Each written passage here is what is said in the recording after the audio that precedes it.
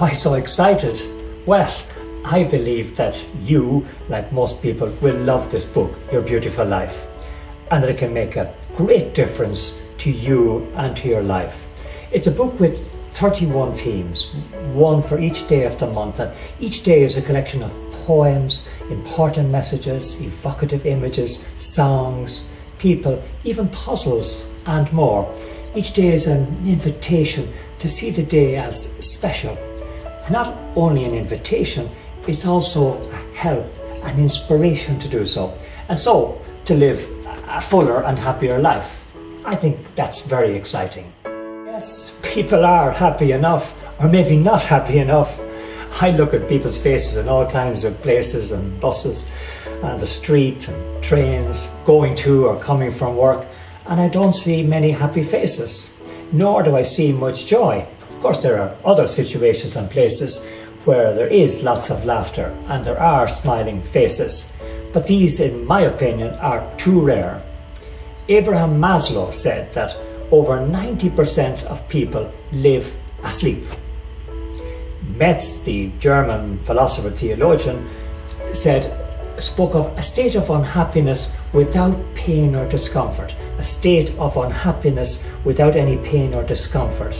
Now, it's that unnecessarily sad state of affairs that the book is aimed at healing and dealing with. You're right, what can a book do? But this is more than a book. It's a daily companion that invites you to see and live each day as special, as an adventure, rather than seeing it as just another day. And each day is special and holds lots of adventure if you are alert and awake to spotting it. The book calls you to stop seeing any day as just ordinary and to stop seeing your life as ordinary. It isn't. This is why over and over I meet people who've been diagnosed with cancer, like Brian Smyth, for example. I hear them saying that they hadn't really lived before they got cancer, irrespective of what they had done or what they had achieved.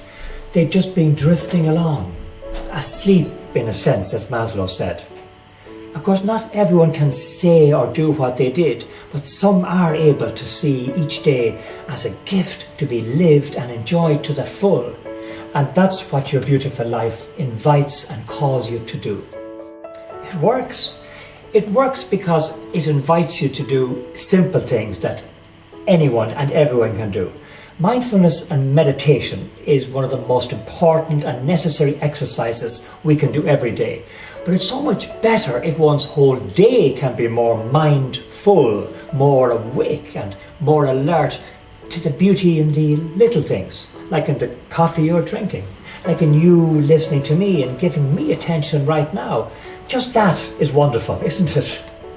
And your day and everyone's day is full of similar joys, and the book enables people to spot them and to enjoy them and to be enriched by them.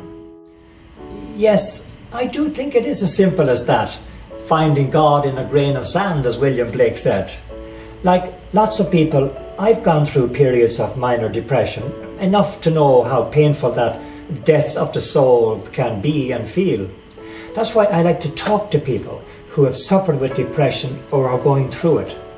Without exception, they all tell me that what really and only works is doing, not thinking, not trying to get rid of negative thoughts or trying to promote positive thoughts.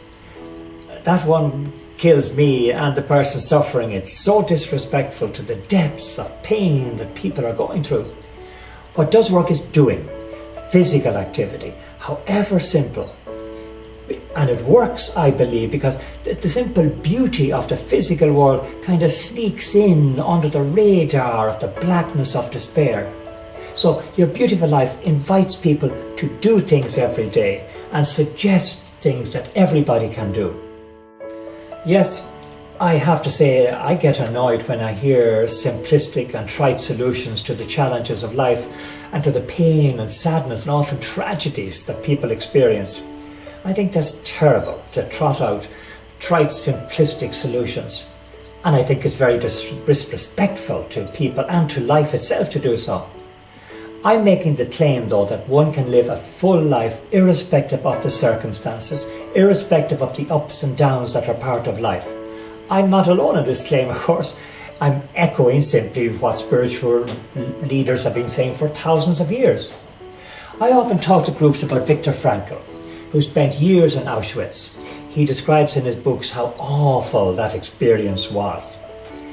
One story he tells about how one night the man beside him was having a terrible nightmare and Frankl was going to wake him up, but then he stopped. And he stopped because he knew that no matter how awful and terrible the nightmare was, it wouldn't compare with the reality of the situation that he was going to waking the man up to. But in spite of all that, Frankl was able to live a full and meaningful life in that most awful, dire of realities, Auschwitz. And then he spent years inviting people to do the same. This book is saying the very same. Yes, you are right.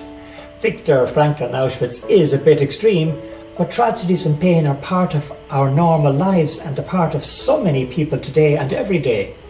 Sometimes I find it hard to even imagine the pain that have to go through and do go through.